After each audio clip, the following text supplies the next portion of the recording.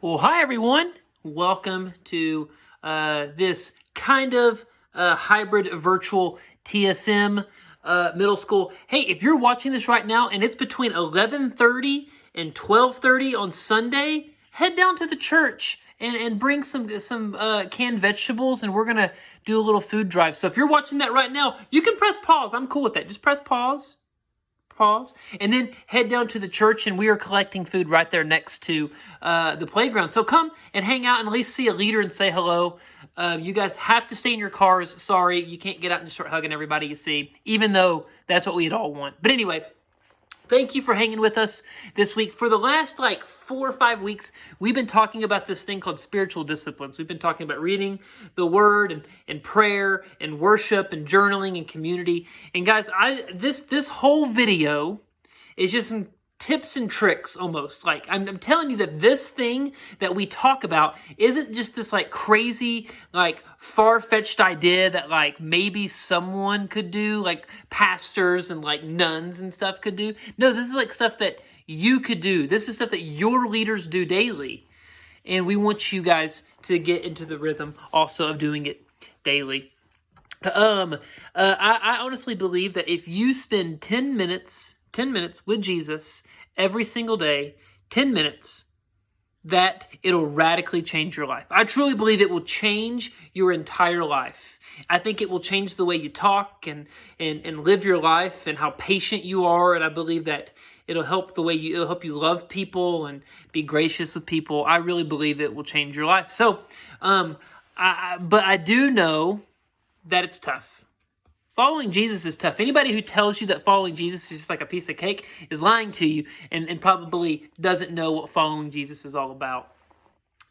There are plenty of times where following Jesus is tough, and even this whole thing that we're calling spiritual disciplines, it does take time. It takes some mental energy, and it takes for you to just kind of, do it.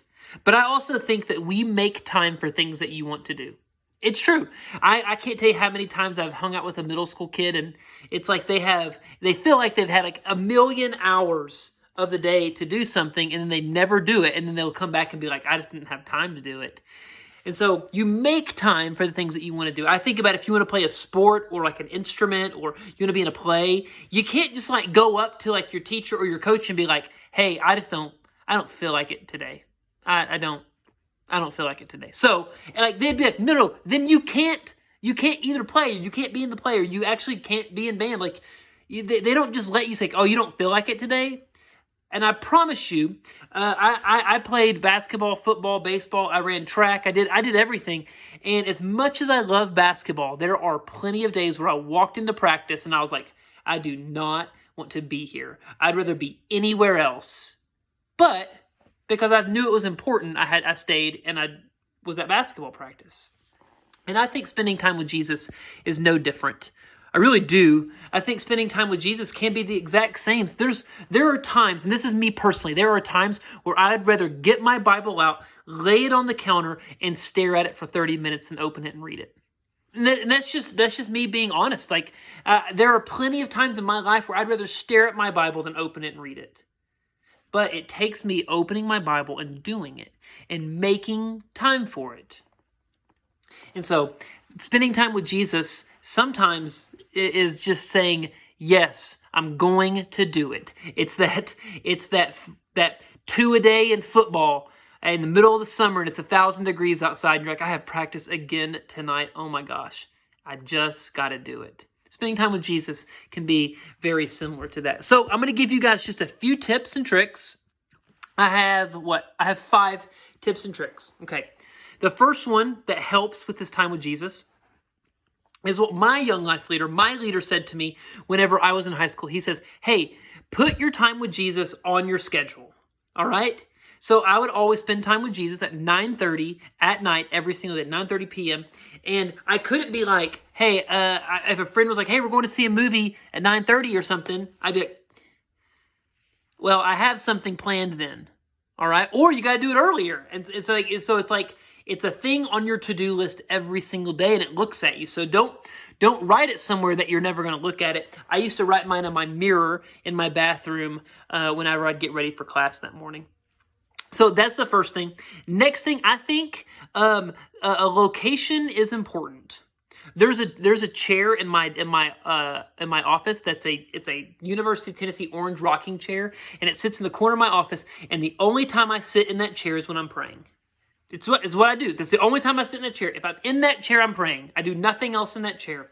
Because if you're like me, which I think a lot of you guys are, I cannot spend time with Jesus in like the same chair that like I play Xbox. Like I can't sit in a chair the same place where I watch movies, or I can't sit in the same chair that I eat dinner or I eat breakfast. I can't do that. I have to have it in my own specific place. So find a place in your house that you're like, this is where I spend time with Jesus, and then spend time with Jesus there. Next tip I had, this is going to sound crazy to you, but it's a good one. All right, I promise. All right. I think you guys should sit down and be like, I have 10 minutes, all right? And you set a time limit on your time with Jesus, 10 minutes, all right? And don't you dare go a second longer. You can be in the middle of a word, your watch beeps, or your phone, no one doesn't watch anymore, or your phone beeps, and time with Jesus is over, all right? And then you move on, all right? So set a time limit. I promise you, after like a month or like a week, you're going to be like, hey, I'm going to go to 15 minutes for a month. And then you're going to be like, I'm going to go to 20 minutes for a month, or 30 minutes, or whatever, and set time limits. There's often times where we feel like we can keep reading, and we burn ourselves out the first day. We're like, I spent time with Jesus for 6 hours today. And then the next day, you're like, I don't want to do anything like that. So set time limits on your time with Jesus, all right? All right, next one, this is my wife's, she said, put your phone away. And it's true. I can't tell you how many times where I'd be like sitting down, reading my Bible, and my phone buzzes, and I immediately pick it up, and next thing I know, I'm doing stuff. All right? I'm just doing stuff, and my mind isn't over here anymore. It's like over here. I can't tell you how many times I do that. So put your phone away. That's an easy one. All right? Leave it downstairs, or put it like in your room, or put it in a drawer and just close it. Like, the world will be okay. I promise. If you don't look at your phone every minute of every hour, I promise the world will be okay. All right? And the very last one I have for you guys is find something that works. Sometimes it feels really daunting just to grab your Bible and then just open it up in the middle and start reading. Ask your leaders what they're reading. Ask their leaders like what devotionals they're going through. There's so many devotionals that are going that are out today, and if you have no idea where to begin, ask me. I'm happy to help, and I can point you to some really good devotionals that can help shape your time with Jesus to make it really, really beautiful and sweet. So, or maybe ask your parents. If your parents have like a really great thing that they're going through in their Bible, make sure you ask your parents. Sometimes just grabbing your Bible, opening it, and reading it oftentimes isn't best. So have some guidance to this kind of thing. It's like in our small groups. I don't just tell our leaders to go into their small groups and say whatever they want.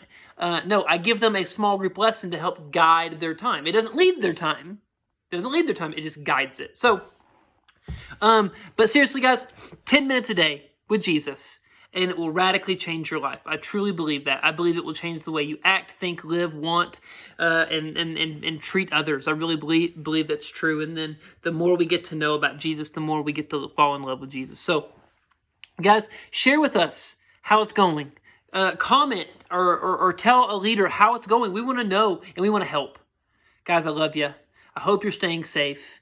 All right? Hey, this video is going to be short, so if you can still get down to give some food, if it's between 11:30 and 12:30 on May the 31st. All right? If you're watching this like a week late, don't go to the church. There's going to be no one there. Anyway, hey, love you guys. I'll talk to you guys when I see you. Man, miss you guys. Hope you're staying safe. Love you.